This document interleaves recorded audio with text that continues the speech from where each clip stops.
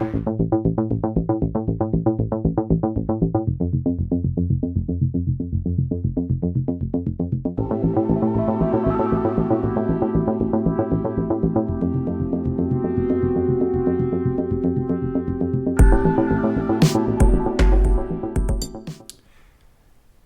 Brad Burud here with Flames Unfiltered. Time for another Flames Unfiltered Shorts as we're on NHL Trade Deadline Day.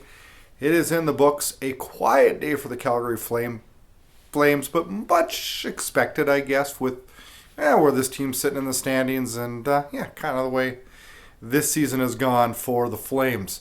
Two moves did get made today by Brad Treliving late in the day.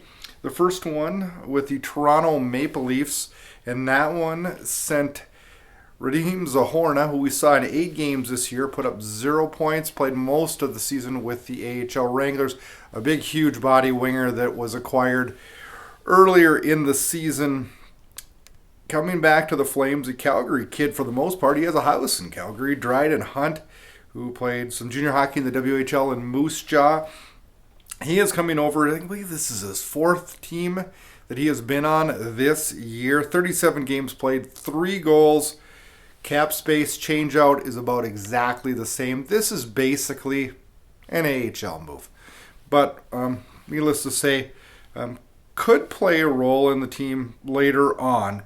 One other move did take place real late in the day as the Flames made a trade with the Arizona Coyotes. Now, it was first reported that it was going to be just Troy Stecher, and I thought maybe it would be Connor Mackey going back. Well, it was just that, but there was more to the trade as Troy Stecher comes over, and then a pair of brothers were swapped as Calgary sends Brett Ritchie to the Arizona Coyotes in exchange for his brother Nick Ritchie, which is the first time in National Hockey League history that 2 brothers have been traded for each other, which is weird, odd, I don't know what you want to call it. So let's break down the trade.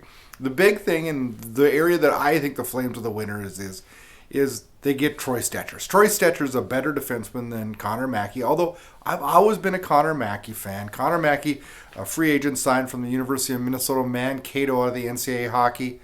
A good defenseman. I thought played better last year than he did in his time that he got this year.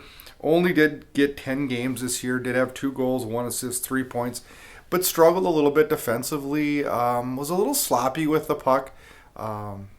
I hate that we have to give up on this guy because I really liked his trajectory. I think he'll do fine in Arizona. I think they'll probably have him in their final 20 games, and he's going to get a long stretch of look. And hopefully this isn't an end of his NHL career. And I don't think it will be. If anywhere he's going to get a chance, it's going to be Arizona. He's going to be with Juuso Valimaki, which is weird because we put Valimaki in waivers, lost him to Arizona to keep Mackey on the roster. Weird thing. Now we lose them both to Arizona.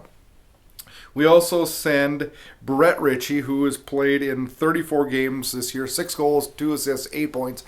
Was on a goal scoring, I don't want to call it a spurt, I guess, earlier in the year.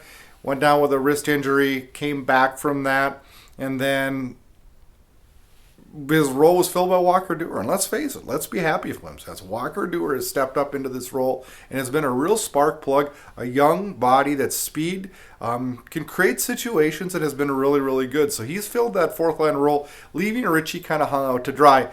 He moves to Arizona. What Arizona's getting there is a big, huge body, a guy that can fight, a guy that's tough, and a guy that has a knack for scoring the weirdest damn goals that I've ever seen. I think he's had 2 from behind the net this year.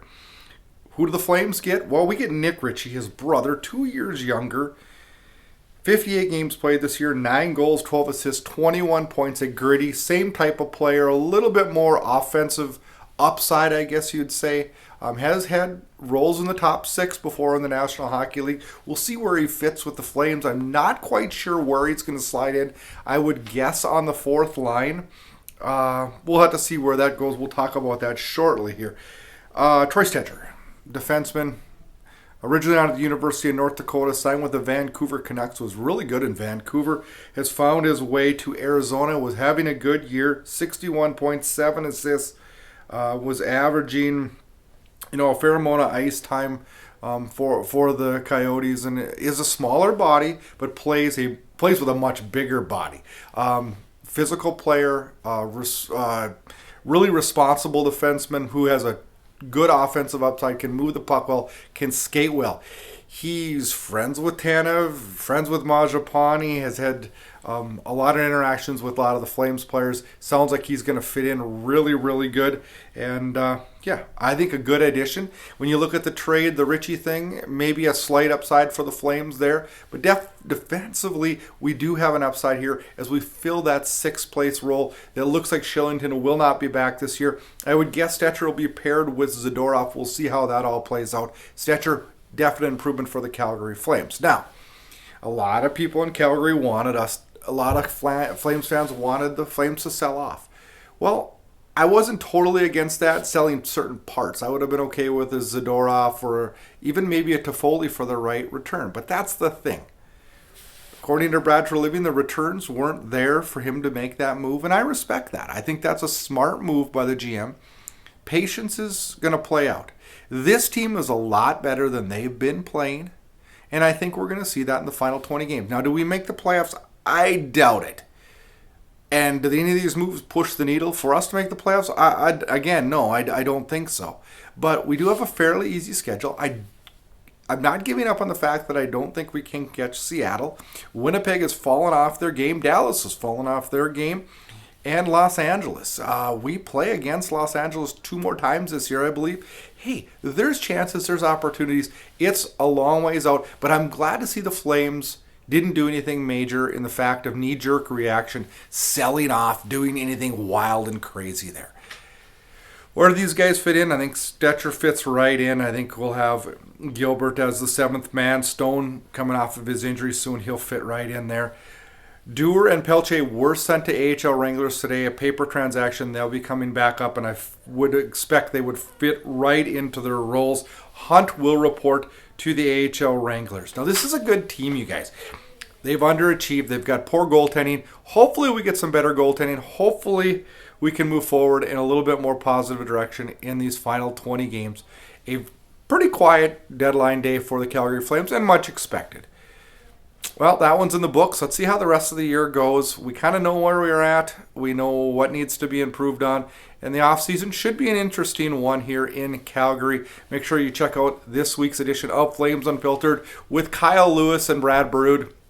Recording Thursday this week, a brand new episode. We'll touch on the deadline. We'll touch on all the happenings in Calgary and how the rest of the season will play out in Calgary and where this team goes from here. Thanks for joining us. Check us out, flamesunfiltered.com. We're on YouTube. We're on all the major podcast players. Have a good weekend, Flames fans. Minnesota Wild in town Saturday night. Yeah, it's going to be an interesting one to see if this team can fight their way back into it. It's doubtful, but I'm still hopeful. Flames fans, we'll see you next week.